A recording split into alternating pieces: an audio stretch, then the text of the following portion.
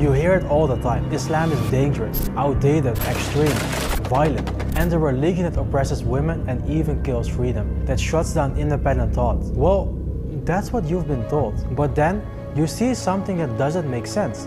White people, educated women, scientists, feminists, atheists, lawyers, artists, all converting towards a religion they were told to fear. If Islam is so oppressive, why are so many people converting? Take Joram van Klaveren, for instance. He didn't just disagree with Islam, he built his career trying to erase it. Joram van Klaveren was a Dutch politician at the heart of one of Europe's most far-right parties. He called Islam a lie, a threat to Western civilization. Verzoekt de regering haar angstige en politiek correcte houding ten aanzien van de islam te laten varen en de negatieve invloed van deze kwaadaardige ideologie. He pushed to close mosques, shut down Islamic schools, and even banned the Quran itself. For years, I gave everything I had to fight against Islam. And then, almost no one could believe it. I'm no longer a member of the far right. The thing that made me join the far right is the same thing that made me leave. It was Islam. He became a Muslim. How does that even happen? How does a man who spent years fighting Islam end up embracing it? In 2018, while writing a book to once and for all expose the religion he had spent years fighting, something unexpected happened. He started reading the Quran, started listening to Islamic lectures, and read books by Muslim thinkers and historians, one source after another, not to believe in it, but to prove it wrong. As he kept reading, the narrative he had believed his entire life began to change. The violence he had been warned about, it didn't show up. The fear he expected to find wasn't there. And the contradictions he was certain to find, he never found them. By the time the book was finished, so was his old life. He began to realize everything he had believed about Islam was built on other people's interpretations, on politics, on fear, on propaganda. And now, face to face with the source itself, that version no longer held up. He kept going. He studied how Islam approached law, ethics, society, and purpose. He read the Prophet Muhammad's biography, peace be upon him. And the questions he once used to attack Islam, they didn't fall apart. They were answered, and in ways he would never expected. The more he read, the harder it became to believe the narrative he has spent years promoting. Eventually, he finished the book he was set out to write. It wasn't the takedown of Islam he had planned.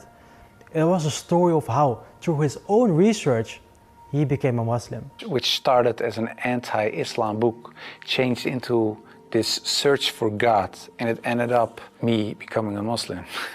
Joram van Klaveren, a man who built his career attacking Islam, took his Shahada and embraced the very faith he once tried to ban. And today he says, "It's not that I became Muslim despite what I learned. I became Muslim because of it." Or take Yvonne Ridley. She would have never imagined that her life would be shaped by a promise she made inside a Taliban prison cell. Back in 2001, she was a British journalist with a proud history of criticizing religion. Religion in her mind was outdated, especially a religion like Islam. She believed Islam was oppressive and extreme and entirely at odds with modern values. But that year, just weeks after 9/11, she crossed into Afghanistan illegally, dressed in a burqa, on assignment for a British paper. She was trying to sneak into Taliban territory to report from the front lines. I wanted to get a story that nobody else had got. Things quickly went wrong. The donkey she was riding ran off and her camera dropped. And just like that, her cover was blown. She was arrested and thrown into a Taliban prison cell. She was terrified. Everything she thought she knew about the Taliban made her believe she was about to face torture, or even worse. The moment I was arrested, I was terrified. She expected to be beaten, humiliated, perhaps even executed. But what exactly happened didn't fit the story she had in her head. Instead of violence, she was treated with an unexpected level of dignity. They called her their guest, and they even referred to her as sister.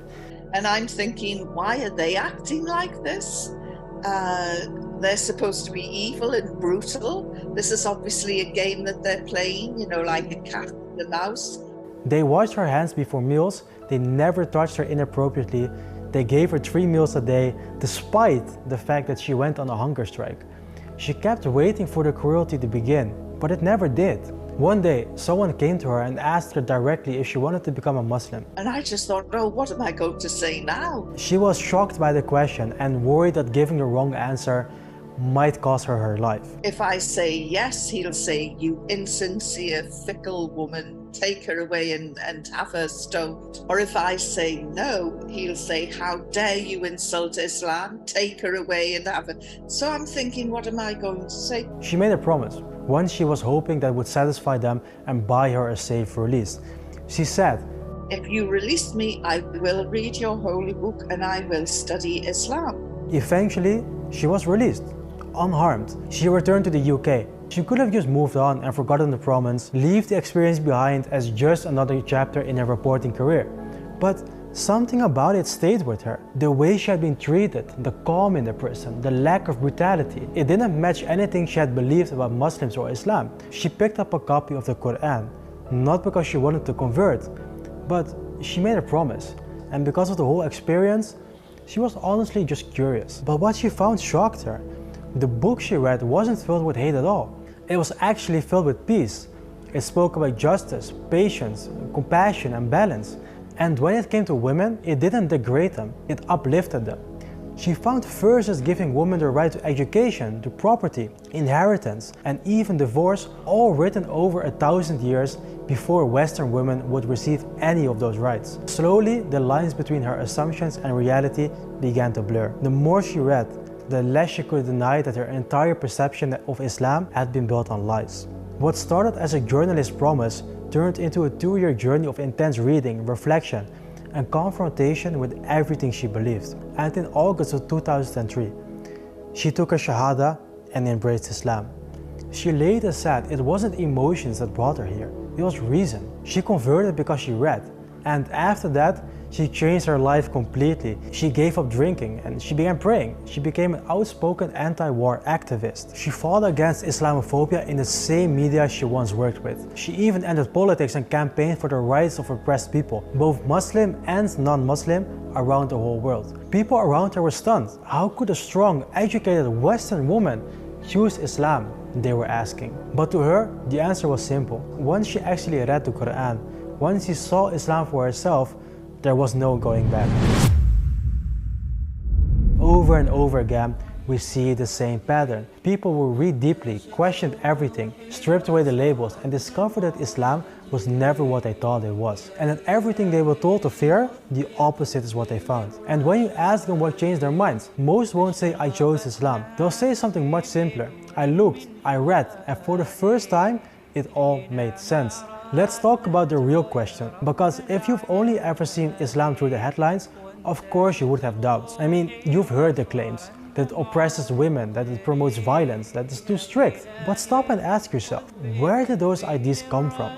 Was it from the Quran itself, or from someone who've never read it? Because when you actually take time to open the Quran and read it for yourself, what you find is not what the headlines warned you about. It's something completely different. Let's start with one verse. One line that barely makes the news, but should be on every front page. Whoever kills a soul, it is as if he had slain all of mankind. And whoever saves a soul, it is as if he had saved all of mankind. Think about that. That's how sacred life is in Islam. This one verse dismantles everything you have been told about a faith that glorifies violence. Because how could a religion that equates one murder to a genocide ever promote terror? And this isn't some buried line. In Muslim countries, it's taught to children and often recited in sermons. Because in Islam, saving a life isn't just noble, it's worship. You are never shown that. Even in war, Islam places limits. The Quran says, if they incline towards peace, then make peace with them. It commands peace, even when you're strong enough to keep fighting. And when it comes to faith itself, this is maybe the most misunderstood about the Quran. It says, let there be no compulsion in religion. Truth stands clear from falsehood. No one can be forced and no one should be pressured. Belief in Islam was never meant to be something imposed or forced on anyone. It was always meant to be found, not by pressure or by fear, but by thinking, reflecting, and genuinely searching for what is true. Islam doesn't ask for blind obedience. It asks you to look closely, to ask questions, to understand. Because the Quran isn't a book of commands without reason. It's a book that speaks to the mind and the heart, that invites you to explore its message, to weigh it with logic, and to arrive at belief not through emotion, but through clarity and conviction. Islam didn't place women behind men, it placed them behind shields. Not because they were lesser, but because they were precious. Their honor, their safety, their rights are all made sacred. Because in Islam, how you treat a woman is how you'll be judged by God.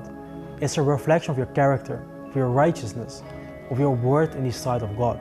This isn't the Islam you were warned about. It's the opposite.